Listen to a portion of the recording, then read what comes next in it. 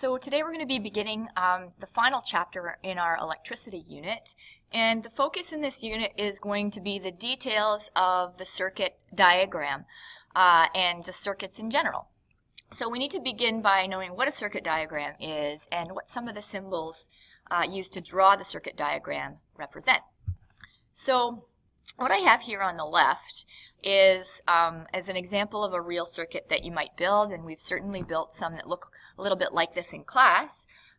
You can imagine that as circuits get more and more complicated, like think about the wiring in your house, that drawing like a circuit diagram using real pictures like this starts to get a little bit complicated and even messy. And so in the world of electricity, electricians and electrical technologists and engineers will use a circuit diagram to sort of simplify it, and there are a common set of symbols that are used to represent different items.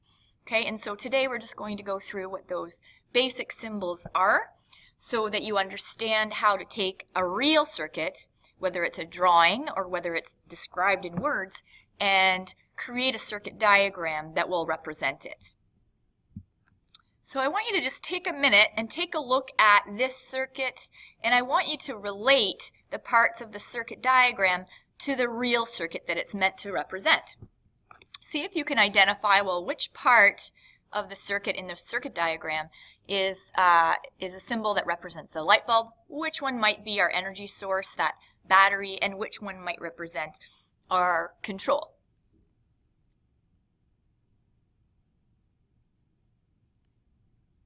All right, so let's see how you did.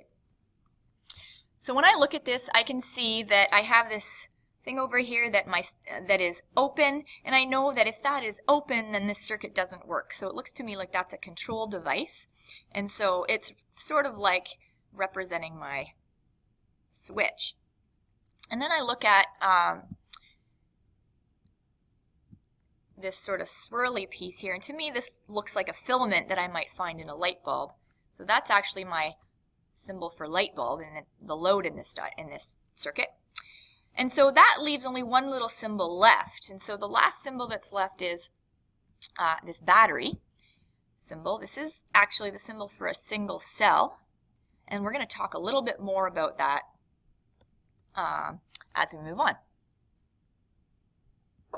And so as I mentioned, there are a standard set of symbols that are used in the world of science and in practical terms when we're drawing these circuit diagrams. And a good reason for that is that we need to make sure that anybody around the world can interpret what's meant by that circuit diagram and the symbols within it.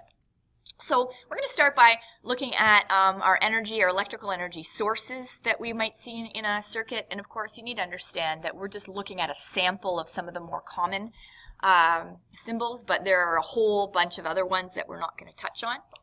So the way that we represent a cell, a single cell, is by drawing sort of usually a fatter line that's shorter and a longer one that's a little bit skinnier. And so if we look over here at the two-cell battery, you'll see that it has twice as many large and small lines, right? And so if we examine the two-cell battery, we see that the longer end is where we see the positive terminal, and the shorter little stick represents the negative terminal. And so we can say the same thing about our single cell. We know which is the negative terminal because that's where the short end, the short, thicker stick is, and the longer, thin stick represents our positive terminal. And so here's our example for the two-cell battery, and I can see that it's two cells because I have two sets of long and short lines. So I want you to take a minute and just kind of imagine for yourself or draw it out, what would a three-cell battery look like? Okay, so let's see how you did. I'm going to draw this maybe in the upper corner here. So I need to make sure that I have a positive and a negative end, and I just as soon could have flipped this in the other direction and had the negative end over here on the left and the positive on the right. I just need to make sure that my long line is associated with what I'm calling the positive terminal. So if I were drawing a three-cell battery, here are the rest of my connectors. I would have a long one and then a short one, and that represents one cell. Another long one and a short one, that represents my second cell. And then another one, long one, and another short one, representing my third cell. And then I'm going to show its connection to the rest of the diagram. Okay, so this would be my positive end, positive terminal, and then my negative terminal. Hopefully you did that okay, and if not, please ask some questions. In class, we didn't, unfortunately, due to time constraints, we didn't talk about AC versus DC power, but it's important for you to know that in your house, the outlet that you're using is called AC power or alternating current power. So if you see that symbol, that's really what it means. We probably won't see that in this class, but just for future reference.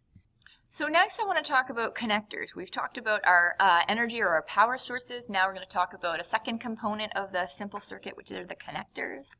So you may have already figured this out, but any straight line that I see drawn in a circuit diagram represents the connecting wire or the connecting device. But sometimes as circuits get more and more complicated, we have wires that might sort of cross each other, and they may or may not be connected to each other, right? Sort of like on the highway, you might have merging lanes into a regular highway, but you might also have sort of some overpasses. That's more like this one, right? So to know that whether the wires are connected or not, you're going to see a little dot in between, and that will show you that they're actually tied to each other, which means that the electrical energy can flow into any of these areas in a certain direction. Whereas if they're not connected, what you'll often see is just two blank ones like this. Just to make life confusing, in some diagrams you won't really see this little dot. It'll be understood to be there, and what you'll see instead to show that the wires are unconnected is something that sort of looks like this. You'll see like a line coming across and then a little jump, almost as though this wire is jumping over the other wire and going. And so then the connected ones won't have any dot here. So just be aware that that might happen depending on what electrical diagram you're looking at. So in class, if you have any questions about which I'm referring to, make sure that you ask the question because I'm very happy to clarify. So here are some examples of some control devices, some devices that are going to decide whether or not the circuit will actually function. So the switch we've seen before, we saw that earlier, right? And you can tell that it's an open switch because the little latch here is open, which doesn't allow the current to flow from this end of the circuit to the other. Whereas a closed switch, you'll see the two little dots there, but the actual part that was open in the open switch will remain closed, and that shows you a clear pathway from this part of the circuit to the other. Now, another control device that we will see often is the fuse, and a fuse has this symbol here. It says a box with the wire going through. More likely than not in this course at this level, we're going to see mostly just the open and the closed switch, but just know that there are other control devices with their own unique symbols. These are just some examples. And so we've looked at symbols for the control device, the power source, as well as the connectors. Lastly, we want to look at some symbols for loads. Now these again are just a sort of a sample, but they're not a real full spectrum of all the possible loads that you can have, but these are the ones that we'll likely see in this course. So light bulbs, you'll see a few different symbols for them. These are the three that I'm seeing the most common. There's this one, which is the one that we saw in the original diagram, with showing this sort of little filament. Some people have trouble drawing that in a clear way. And so you'll also see the light bulb with this, having a symbol where there's this X in between, and also sort of almost like a mini filament here. So those are three possibilities for the light bulb. When you're drawing, you can choose whichever you want that you feel most comfortable with. Okay, a motor. So a motor will have this circle with the M in between. I think that makes it easy to remember. And here's the symbol for something we call a resistor. Now we haven't talked about that yet in class, but we will be going through what a resistor is, what its function is in the circuit, and why it's considered a load. So just remember that symbol. We'll be getting back to it and learning a little bit more about what a resistor's function is in a circuit. Okay, and so lastly, this is an optional piece that you can include in a circuit. in order to kind of see how it's functioning and how powerful it is and what the current is. And we'll be talking about these a little bit later on in the course as well. Some of you saw me do a demonstration with the voltmeter. And the voltmeter was that device that we used to measure how many volts were coming from our power source and moving through the circuit. So you'll tell that it's a voltmeter because there's a big V there. And so an ammeter we'll be learning about later. Ammeter measures current rather than the volts. And so the A that's in the middle of this circle tells you that it's an ammeter. So put a little star beside that. We haven't really talked about that yet, but we will be seeing it and discussing it early next week. And so you'll be able to refer to this and remember that that's what the symbols are for these measuring devices.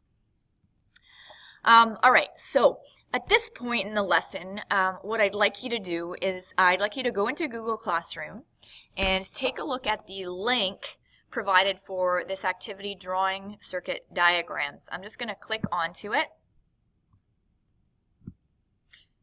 And so what this activity will entail is you looking at a bunch of symbols, and then when you're ready, you'll move on to some exercises that'll get you to take a diagram of a circuit and create an official circuit diagram using the symbols that we just spoke about. And that will give you some practice in helping you to become familiar with the circuit diagram. Of course, this activity you will see some symbols that I did not include, but that doesn't matter. The idea of how to relate the symbols to the actual diagram is what's important here. So do your best and ask questions if you need to.